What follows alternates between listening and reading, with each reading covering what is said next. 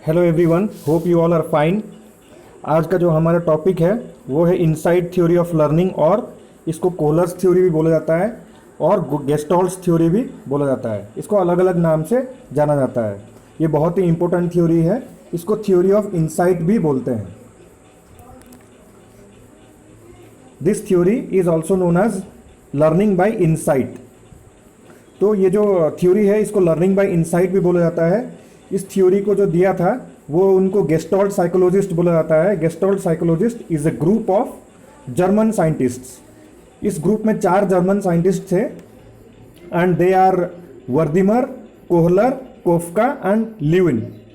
तो इन्होंने एक एक्सपेरिमेंट किया और उस एक्सपेरिमेंट के बेस पे उन्होंने थ्योरी ऑफ इनसाइट और you can say insightful learning theory इन्होंने दिया। तो जो वर्दिमर थे, he is known as the founding father of Gestalt psychology. But जो एक्सपेरिमेंट इन्होंने किया था ये कोहलर ने किया था।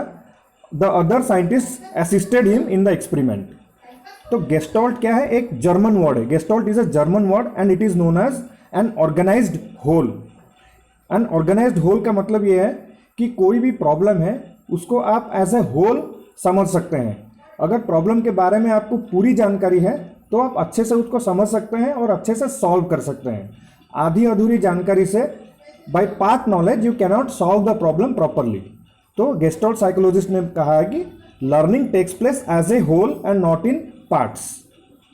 Gestalt psychologists considers learning takes place as a whole and not in parts. A thing cannot be understood by study of its parts, but by studying it in totality.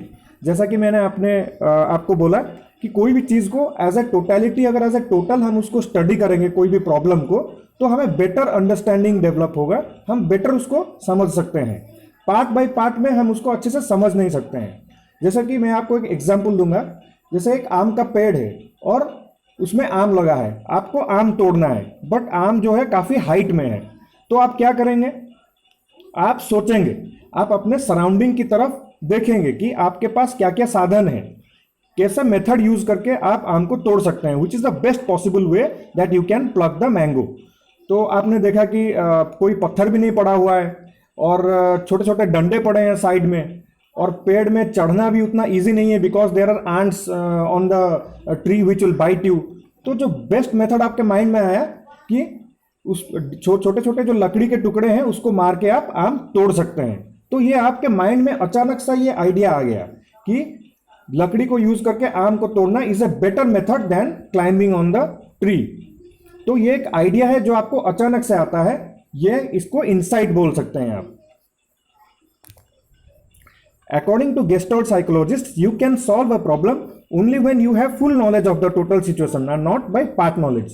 तो Gestalt जो psychologist थे, जो group of 4 psychologists, उन्होंने कहा कि कोई भी problem को सॉल्व करने के लिए you should have the total knowledge of the problem, not the part knowledge. और problem can be solve through perception. इनका जो थ्योरी का मेन सिद्धांत था ये इनसाइट था, जिसको बोल सकते हैं learning by using perception, by using previous experience. जितना अच्छा आप एक सिचुएशन को परसीव करेंगे उतना अच्छा उसके बारे में आप जान सकते हैं। आपका अगर कोई प्रीवियस एक्सपीरियंस है that will help in solving the problem. Intelligence आपका जितना ज़्यादा रहेगा आप उतने एक्यूरेट तरीके से प्रॉब्लम को सॉल्व कर सकते हैं, and through better thinking, reasoning, creativity आप प्रॉब्लम को सॉल्व कर सकते हैं। तो इनसाइट क्या है? इनसाइट को हम अंतर्दृष्टि भी बोलते हैं। इनसाइट एक सडन आइडिया है जो आपके माइंड में तब आ जाता है जब आप पूरे सिचुएशन को एनालिसिस करते हैं, सारे फैक्टर्स को इवैल्यूएट करते हैं, सारे फैक्टर्स के बीच में आप रिलेशनशिप ढूंढते हैं। तो जो बेस्ट पॉसिबल मेथड है वो आपके माइंड में आ जाता है प्रॉब्लम को सॉल्व करने के लिए, दैट इज कॉल्ड इनसाइट। इसके ऊपर मैं एक और बहुत ही इंटरेस्टिंग सा एग्जाम्पल आपको देना चाहूँगा। आप सभी ने आर्किमिडीज का नाम सुना होगा, जो कि एक बहुत ही बेहतर मैथमेटिशियन थे। तो आर्किमिडीज ने लॉ ऑफ फ्लोटिंग का, जो फ्लोटिंग का प्रिंसिपल का लॉ दिया था। तो जब वो नहा रहे थे तो अचानक से वो पानी से बाहर आ गए और यूरेका यूरेका चिल्लाने लगे। उनको कुछ आइडिया उनके माइंड में आ गया था। तो वो जो आइडिया था, on the basis of that idea उन्होंने बाद में ये जो थ्योरी ऑफ फ्लोटिंग बॉडीज और यू कैन से लॉ ऑफ फ्लोटिंग बॉडीज उन्होंने ये प्रपोज किया। जैसे कि आपका जहाज अगर पानी में सेल करता है तो how it is able to sail on the water, how it is not, why it is not sinking inside the water. तो इस थ्योरी के बेस पे आपके बाद में जहाज भी बने। तो ये जो उनको आइडिया आया माइंड में, सडन आइडिया उनको माइंड में आया नहाने के टाइम पे, तो इसको हम इंसाइट बोल सकते हैं। According to Gestalt psychologists, learning is a purposive, exploratory and creative process. It does not take place through trial and error or stimulus response mechanism. Gestalt psychologist जो बोलते हैं कि लर्निंग एक पर्पसिव एक्टिविटी है। Learning का एक purpose होता है, इट इज एक्सप्लोरेटरी। एक्सप्लोर करके हम अपने एनवायरनमेंट को एक्सप्लोर करके हम चीज़ों को सीखते हैं और प्रॉब्लम को क्रिएटिवली सॉल्व करते हैं in an intelligent manner. A learner always perceives the situation as a whole, sees and evaluates the different relationships and then takes proper decision on an intelligent manner. तो इन्होंने ये कहा है कि learner जो है वो पूरा सिचुएशन को अच्छे से परसीव करता है, चीज़ों को इवेल्युएट करता है, फिर डिफरेंट फैक्टर्स में वो रिलेशनशिप्स ढूंढता है, फिर जो बेस्ट पॉसिबल मेथड है वो यूज करता है और वो प्रॉब्लम को सॉल्व करता है और एक बेटर डिसीजन ले पाता है। उन्होंने ये जो ट्रायल एंड एरर थ्योरी और स्टिमुलस रिस्पॉन्स मैकेनिज्म को इन्होंने बिल्कुल भी वेटेज नहीं दिया। इनके हिसाब से learning takes place through insight and not by trial and error और स्टिमुलस रिस्पॉन्स मैकेनिज्म।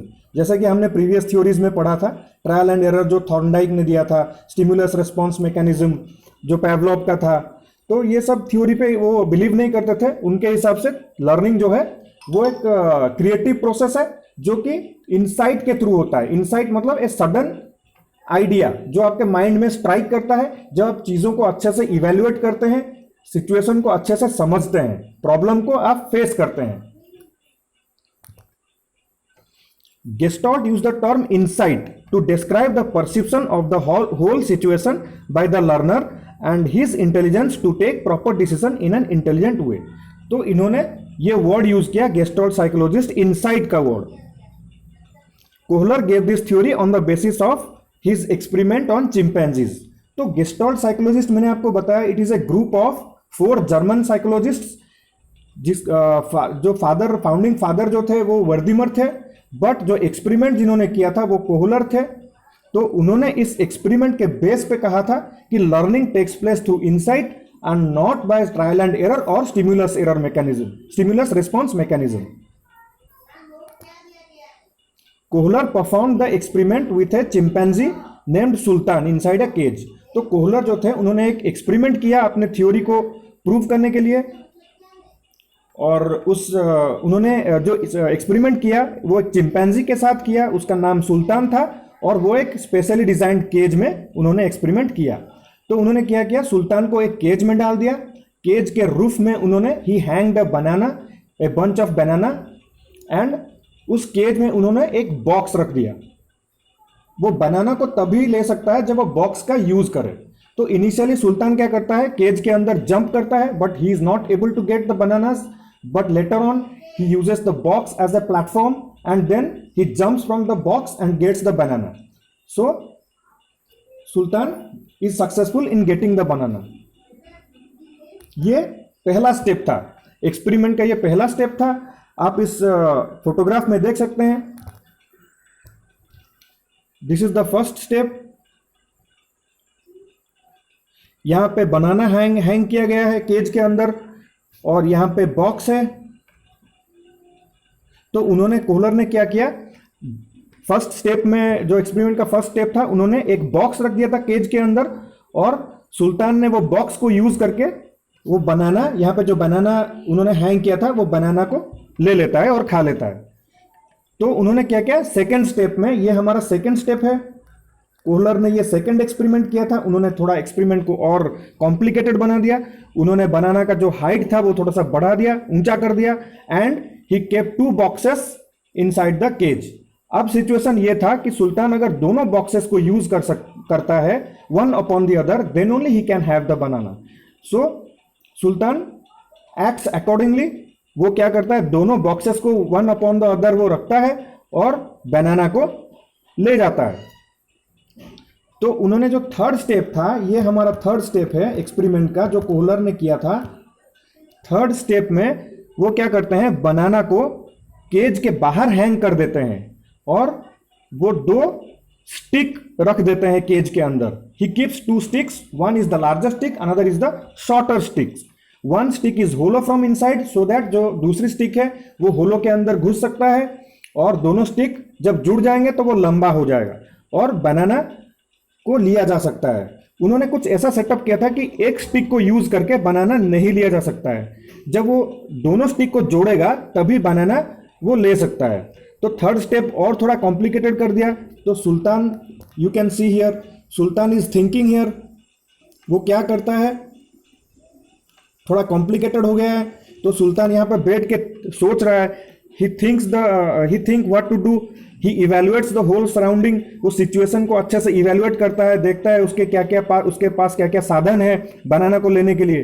तो अचानक से उसके माइंड में एक आइडिया आ जाता है, अचानक से एक आइडिया आता है जिसको हम बोल सकते हैं इनसाइट। वो क्या करता है, दोनों डंडों को जोड़ देता है, वहां ज्वाइन करता है, दोनों जो डंडे वहां उसमें रखे हुए थे केज में, उसको लंबा बनाता है और वो बनाना को ले लेता है। तो यहां पे सुल्तान सक्सेसफुल हो जाता है बनाना लेने में। तो दूसरे फोटो में थोड़ा सा और क्लैरिटी है, आप देख सकते हैं। ये जो है, this is our second experiment. Second experiment में उन्होंने जो दो बॉक्सेस यहां पे रख दिया, और बॉक्सेस का पर्टिकुलर अरेंजमेंट से ही वो बनाना को यहां से ले सकता है। तो ये हमारा थर्ड स्टेप था एक्सपेरिमेंट का। थर्ड स्टेप में क्या था, यहां पे उसने दोनों डंडे को ज्वाइन कर दिया, ज्वाइन करने के बाद वो बनाना ले जाता है।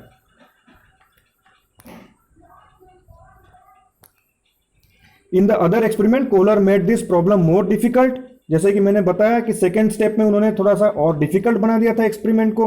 ही raised the height of the banana and now it required 2 to 3 boxes to reach the banana.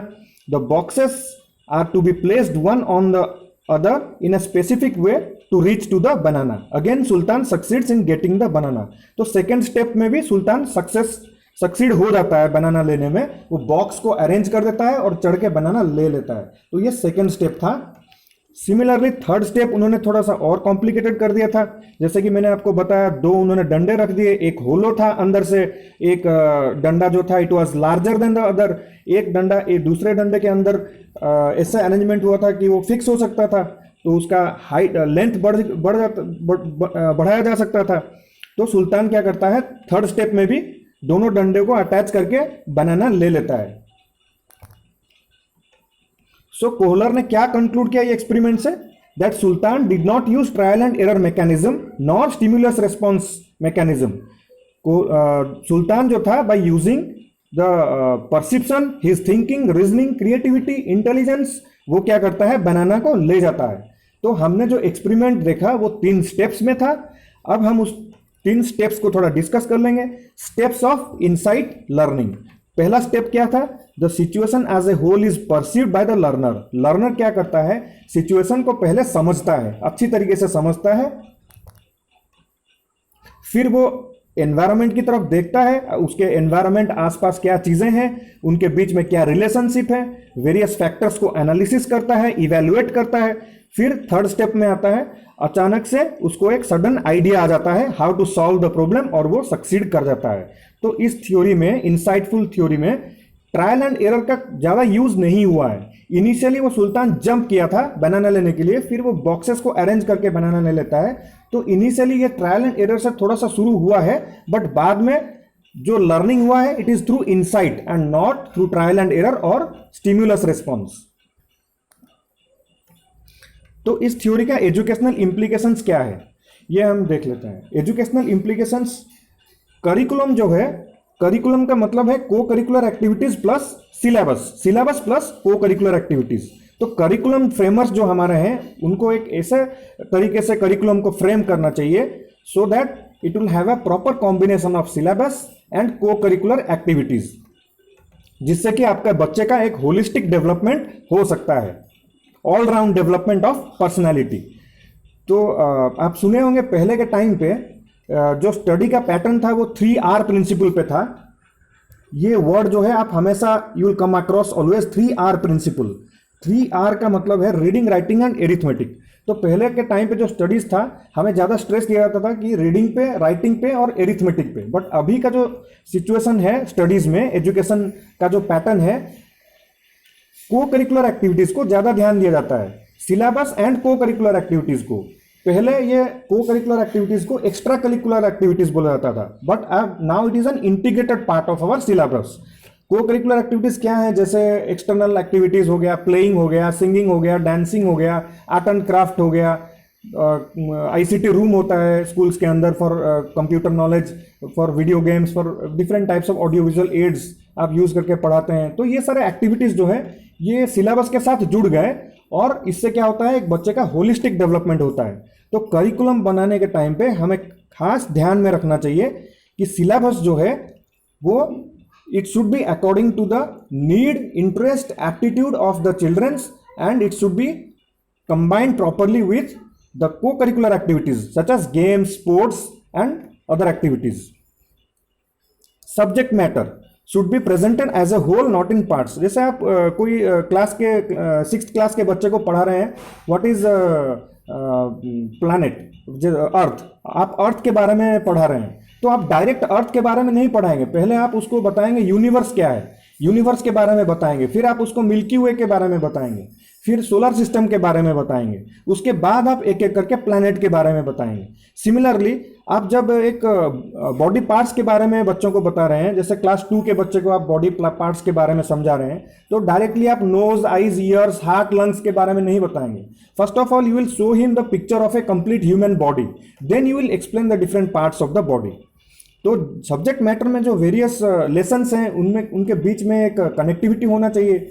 Previous knowledge को लिंक करना वो बहुत ही ज़रूरी है। बच्चे के प्रीवियस नॉलेज के अकॉर्डिंग सब्जेक्ट मैटर होना चाहिए और पैराग्राफ्स और लेसन्स में अच्छा कनेक्टिविटी होना चाहिए। एज ए होल बच्चे को पता होना चाहिए कि सब्जेक्ट या जो लेसन का जो जिस्ट है वो क्या है। Thank you. I hope you have understood this insightful theory of learning. It is very important from CTET point of view. इसमें से हमेशा एक आध क्वेश्चन आ ही जाता है। इसको कोहलर्स थ्योरी भी बोला जाता है, गेस्टॉल्ट थ्योरी भी बोला जाता है और लर्निंग बाय इनसाइट भी बोला जाता है। तो ये अगर स्लाइड्स आप ध्यान से देखेंगे तो आपको और बेहतर समझ में आ जाएगा।